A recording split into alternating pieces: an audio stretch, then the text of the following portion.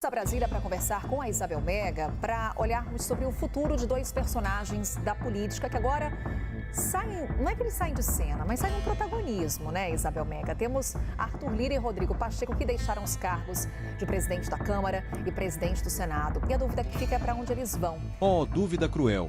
A dança da cadeira já começou. Quem vai dançar nessa brincadeira? Após as eleições do último sábado, Hugo Motta e Alcolumbre assumiram as cadeiras da presidência do Senado e da Câmara dos Deputados.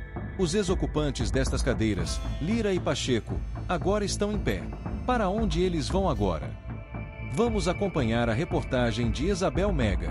E se você gosta de informações sem máscaras e sem manipulações, já se inscreve no nosso canal para acompanhar as notícias com foco no Fato News. O Arthur Lira faz neste momento um cálculo político sobre seu futuro, né? Em primeiro momento, é importante trazer aqui também que há aliados, ele não tem confirmado que já teria recebido este convite para integrar o ministério do presidente Lula, né? Os aliados defendem, sobretudo, o lugar de Lira no governo seria o Ministério da Agricultura, mas por lá muita resistência, porque você esbarra nos interesses do PSD, que é o partido que hoje tem o ministro Fávaro à frente dessa cadeira. Mas seria, de fato, o ministério com mais afinidade ali em relação aos temas para Arthur Lira. Então, em primeiro momento, é importante explicar isso, né? Esse convite não teria acontecido. Mas é claro que com esse assunto pairando no ar, a avaliação de que você precisa fazer um certo cálculo político, porque lá na frente, a pretensão inicial de Arthur Lira seria tentar uma vaga ao Senado Federal pelo estado de Alagoas. Então, é preciso entender nesse cálculo, né? Se colar a imagem a do presidente Lula traz mais ou menos votos.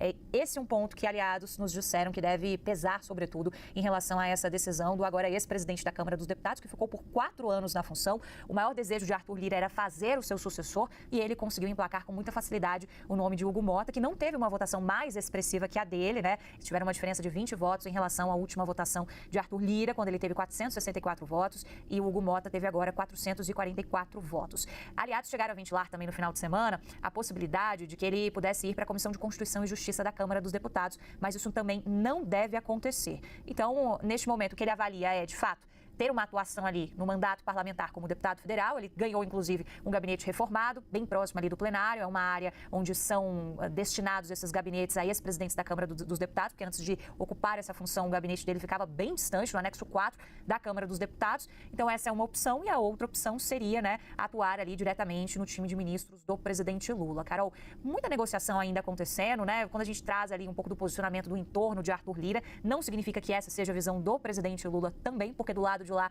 também se faz um certo cálculo político, mas achei interessante notar as movimentações do final de semana, porque tem alguns petistas que também fazem a defesa de que Lira seria muito bem-vindo ao ministério de Arthur Lira, né? Ao mesmo tempo em que a gente tem outras vagas que estão sendo muito cobiçadas pelo grupo de Lira, que é o Centrão, Carol, lá na Secretaria de Relações Institucionais da Presidência da República, né? Se fala muito no nome de Isnaldo Bulhões, que é conhecido como líder dos líderes na Câmara dos Deputados, para assumir essa função. Essa é a defesa que faz o Centrão.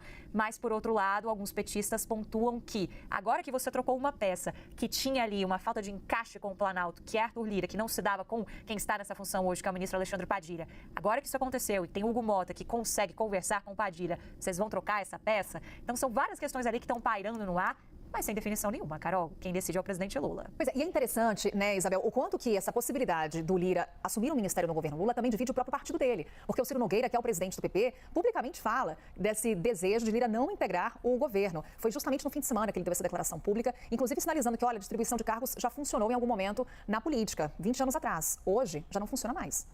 Eu fiz um lirômetro nesse final de semana ali, que a gente voltou num tete-a-tete com os parlamentares, circulando ali pelo Congresso Nacional, pelas festividades também para receber o Hugo Motta como presidente da Câmara dos Deputados. Então, brinquei bastante ali no contato com os parlamentares. E aí, como é que tá esse lirômetro para assumir um ministério? E olha, Carol, a sensação que dá é que tem bem mais gente achando que Lira não assume um ministério do que achando que assume. Justamente porque esse cálculo político traria ali, na avaliação de muita gente que eu ouvi, mais proximidade com o fato de Lira não ver pensando em 2026 em assumir o ministério de Lula do que ver. Então, tudo isso sim pesa com toda a certeza, né?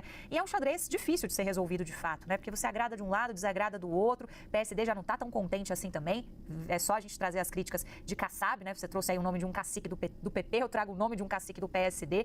Então, de fato, é um xadrez muito difícil. E a gente conecta esse assunto também, Carol, com a agenda principal do dia no Palácio do Planalto, que é esse primeiro encontro Lula com Alcolumbre e com Hugo Motta, porque o que está pairando no ar são essas duas dúvidas no Congresso Nacional de quem vai ser o responsável por fazer essa ponte política. Se Lula vai aceitar o nome do Centrão ou não. Os petistas defendem que se houvesse troca tinha que ser o nome do próprio PT.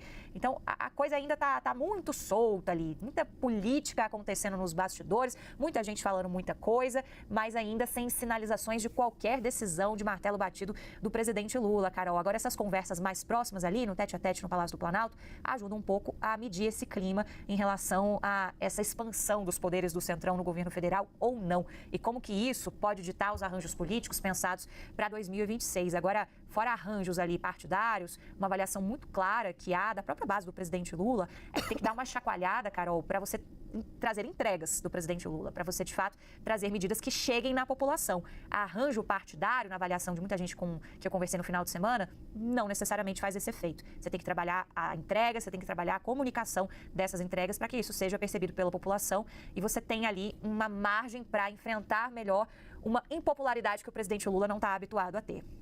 Isabel Mega, vamos falar bastante ainda hoje sobre essa mudança nos comandos das casas legislativas e o futuro de Arthur Lira e também Rodrigo Pacheco, sinalizando aí em várias oportunidades o sonho de ser governador de Minas Gerais. Será que o presidente Lula vai sacudir as cadeiras e fazer uma reforma ministerial? Será que na ausência de cadeiras suficientes, alguns irão para os cabides? O que você acha? Deixe sua opinião nos comentários e já se inscreve no nosso canal para acompanhar as notícias com foco no Fato News.